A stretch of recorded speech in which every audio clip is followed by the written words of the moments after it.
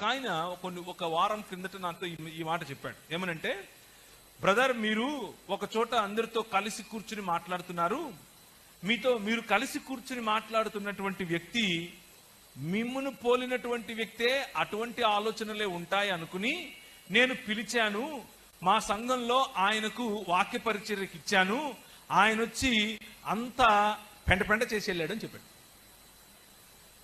నేనన్నాను, అయ్యా, నేను హిందువులతో కలిసి కూర్చుంటాను, మాట్లాడతాను, నేను ముస్లింలతో కలిసి కూర్చుంటాను, మాట్లాడతాను, నేను ఏథీస్టులతో కలిసి కూర్చుంటాను, మాట్లాడతాను, అది నా వృత్తి, నా పని, నేను అది చేస్తాను, నాకు ప్రభు ఇచ్చినటువంటి పిలుపది, కాబట్టి నేను నాతో కలిసి కూర్చున్న ప్రతోడు నాలాంటి వాడేను నువ్వు ఎందుకు అనుకుంటున్నావు?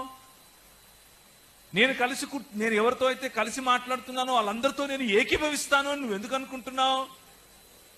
మన పిలుపు ఈ లోకంలో ఉండాలి.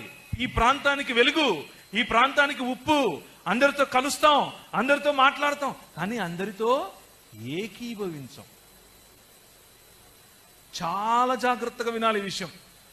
యునిక్నెస్, మనకున్నటువంటి ప్రత్యేకత, బైబిల్ గ్రంథం నేర్పినటువంటి జ్ఞానం, బైబిల్ గ్రంథం ఇచ్చేటటువంటి వైఖరి, బైబిల్ గ్రంథం ఇచ్చేటటువంటి యాటిట్యూడ్ ఏమిటి అని అంటే, అందరినీ ప్రేమించండి, అందరితో కలిసి ఉండండి, కానీ అందరితో ఏకీభవించాల్సిన అవసరం లేదు.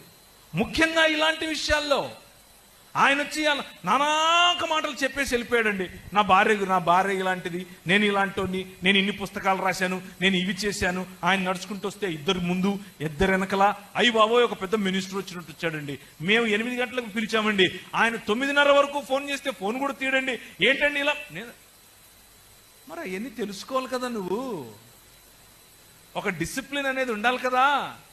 వాళ్ళకి కాదు, సంఘానికి ఉండాలి. ఎవరిని పిలుస్తున్నాం, ఎవరికి మైక్ ఇస్తున్నాం, ఎవరి చేత బోధింపబడుతున్నాం, ఎవరికి బోధించే అవకాశం ఇస్తున్నాం అన్నది సంఘము చూసుకోవాలి. వాళ్ళెవరో చూసుకోరు. సెలబ్రిటీస్ అనే సంస్కృతి బైబిల్ ఎప్పుడూ నేర్పలేదు. మనకు సెలబ్రిటీస్ లేరు. క్రీస్తు సెలబ్రిటీగా ఎప్పుడూ లేడు. ఆయన కంటే పెద్ద సెలబ్రిటీ ఈ ప్రపంచంలో ఎవడు లేడు.